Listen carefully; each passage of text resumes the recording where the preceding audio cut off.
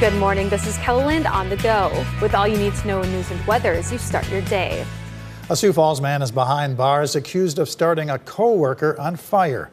A grand jury indicted 47-year-old Michael Finkbeiner on 2 counts of aggravated assault. Police say back in February, Finkbeiner sprayed a co-worker with brake cleaner while holding a lighter and set the victim's neck on fire. Finkbeiner was arrested Tuesday morning by the Minnehaha County Fugitive Task Force. 1 woman is dead and a baby is injured following a single vehicle crash in Lincoln County yesterday.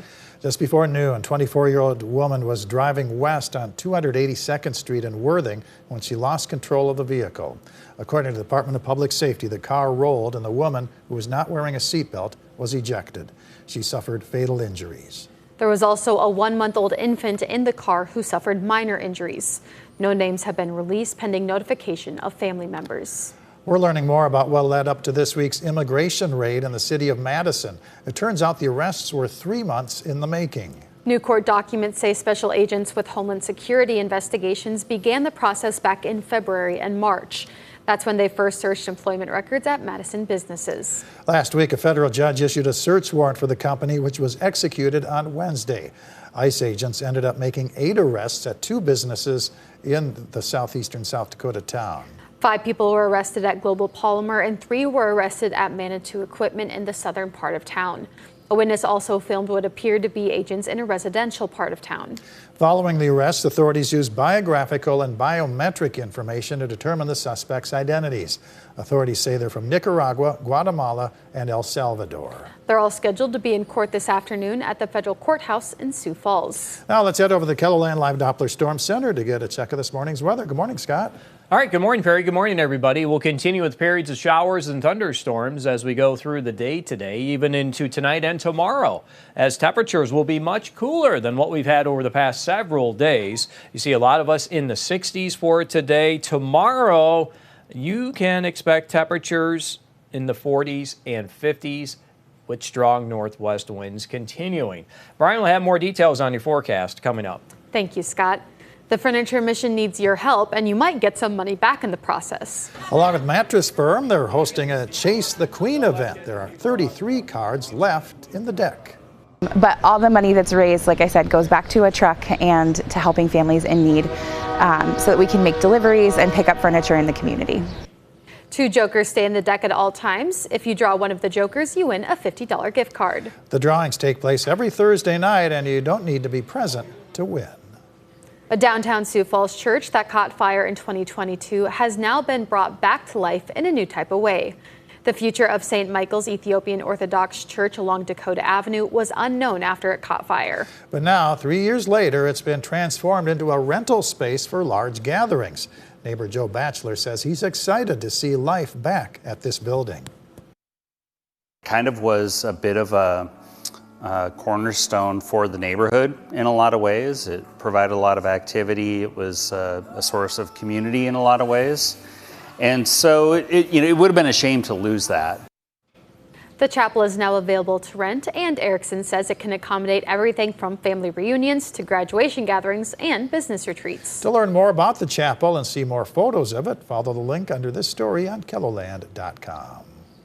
Parts of Sioux Falls are looking more colorful. That's because Sioux Falls Parks and Recreation staff has been busy planting flowers.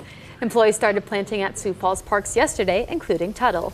Now this spring, the staff will have planted roughly 24,000 annuals and also get planted outside of some city buildings and in downtown.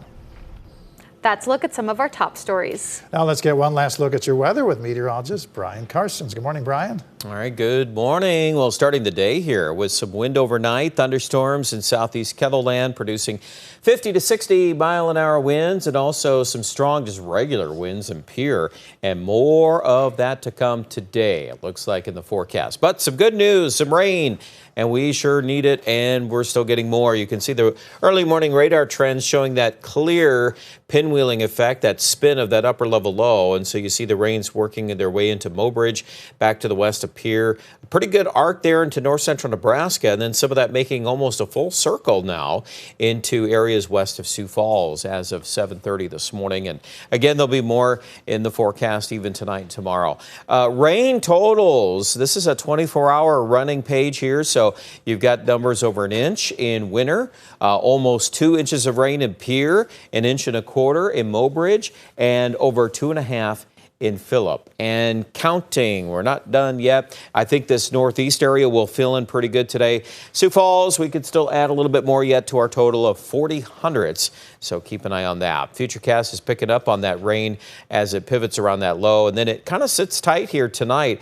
So with that blustery wind, it all adds up to a much different feel to the weather. And I think that tonight there will be additional areas of rain in northwest South Dakota. And notice it kind of tries to build back to the south during the day tomorrow. So Sioux Falls should get back into some rain chances on Friday.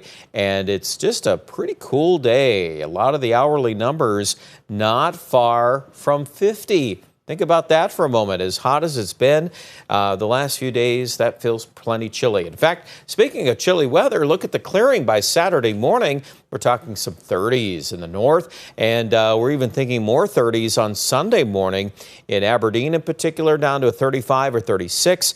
That's ahead of the next storm system, which, by the way, will begin to build in on Sunday. And as that happens, it looks like some rain will start to break out in western South Dakota. And eventually, that'll become more of a story on Monday. Some more widespread rainfall, and it's all adding up. So I think we've got some good news for at least big parts of Kettleland. I know a lot of you are on that list, though, for needing rain, and that's obviously very true after what we've had. So we're going to see what we can get today and tomorrow. Sioux Falls, we've got another shot next week.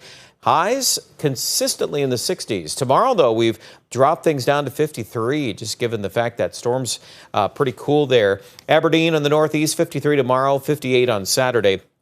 Pretty chilly start to the weekend. 36 on Sunday morning, and then it looks like that rain chance picks up Monday. That's also true in Pierre and Rapid City. At this time, we still have highs in the low 60s, but there is some room to drop that a little bit, especially in the far west. And by the way, there still is a good chance we will get some snow in the Black Hills by Monday to Tuesday.